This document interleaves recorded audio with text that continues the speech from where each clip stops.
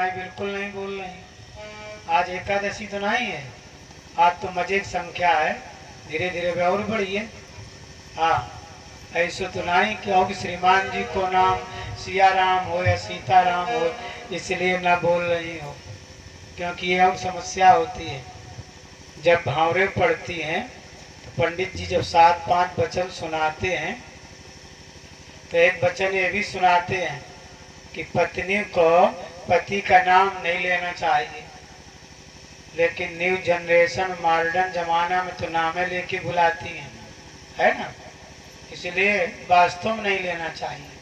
ये हमारी बूढ़ी माताएं हैं, ये नहीं लेती हैं। हाँ, और पहले जो बुजुर्ग माताएं थी नहीं लेती थी। एक आपको कथा बताएं 2 मिनट की। एक गांव में कोठेदार अचानक तेल बांटने लगा, मिट्टी का तेल, अब तो बंदे हो गया। एक माता जी के घर में उस समय न लड़का और न पति।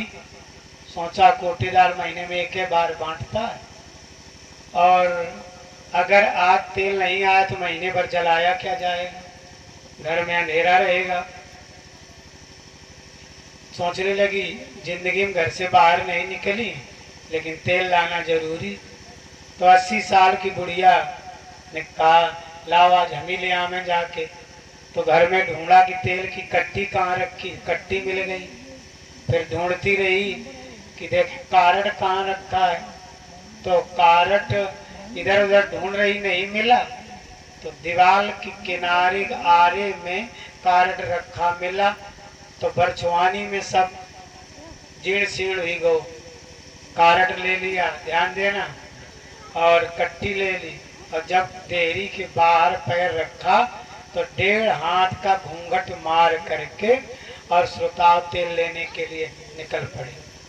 आप कोठेदार के यहाँ पहुंची, बड़ी भीड़ लगी थी। कोठेदार ने जब तेल बांट लिया तब देखा कोई स्त्री खड़ी है। कोठेदार ने कहा काहे काहे के लिए खड़ी है? काहे के लिए खड़ी, तुम्हारी सूरत थोड़े देखना आई, तेल लेना आई है। तो कहा बताओ नाम का लिखे जल्दी। का ले का यो कारट ले ले में लिखो नाम। का मैं कारट पढ़वे टाइम नहीं, कोठेदार ने कहा। और कहना जल्दी नाम बताओ। का चुप में पढ़ ले। अरे का जल्दी नाम बताओ लिख लें। का ज्यादा न अकड़ो, मैं बूढ़ो न समझो, हम चाहे तुम्हारा कोटा सस्पेंड करवा सकती हैं। कहाँ करवा दे ले, जल्दी पढ़ ले। श्रोताओं नाम नहीं बताया, श्रोताओं कारण दे दिया। कोठेदार ने लिया और कोठेदार ने कहा सब जीर्ण शीर्ण फटा कारण है, हमें कुछ पढ़ने में नहीं आता, ले कारण अपनो। फेंक दिया कारण। का जल्दी नाम बताओ।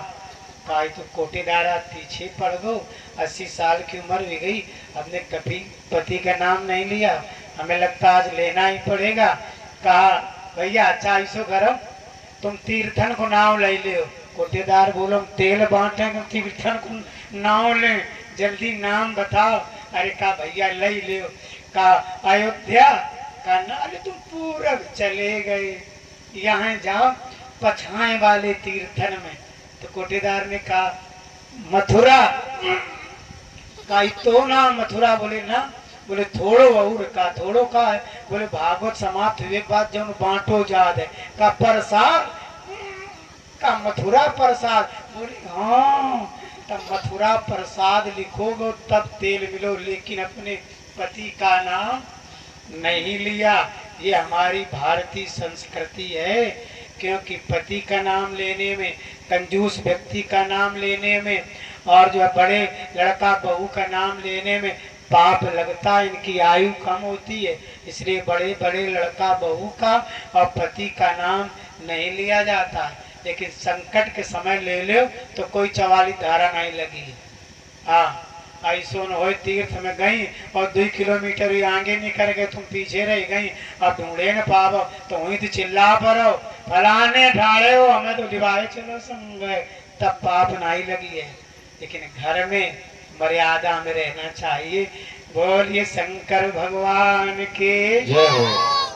आज तेरे भैया करदम ऋषि आज्ञा लेकर के और भजन करने के लिए जंगल चले गए, और इसके बाद देवती जी अपने बेटा कपिल भगवान के पास में आई। देवती ने सोचा पति जंगल भजन के लिए गए हैं और हमें घर में रह के भजन करना चाहिए।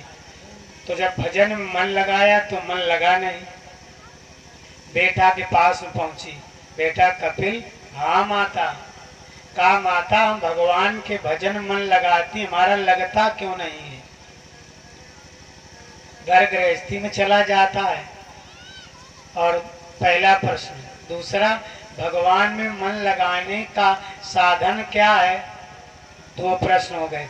तीसरा प्रश्न, भगवान की भक्ति किसे कहते हैं और कितने प्रकार की होती है? ठीक। चौथा प्रश्न, ये जीव मरने के बाद स्त्री के गर्भ में कैसे पहुंच जाता है और गर्भगत दशा क्या होती है और बाहर कैसे निकलता है? ये हमें सुनाने की कृपा करो। माता पुत्र का संवाद है, बुद्धि ठिकाने रखकर कथा सुनना। पहला प्रश्न किया कपिल भगवान से देवती जी ने, ये भगवान में मन लगाती, लगता क्यों नहीं है, संसार में चला जाता है। कहा माँ अब पंथी लगा के बैठ जाओ, ध्यान पूर्वक। बड़ा सुंदर प्रश्न किया है। कहा माता जी जैसे आकाश से जो जल बरसता, बड़ा अच्छा समाज बूढ़े लोग सुन रहे हैं और ध्यान से सुन रहे, समझना। कहा जैसे आकाश से जल बरसता है, चाहे अट्टालिका पर बरसे चाहे पर्वत पर बरसे, बहकर के ढाल की ओर जाना, गड्ढे में जाना। और जब उसी जल को किसी किसान को ऊंचे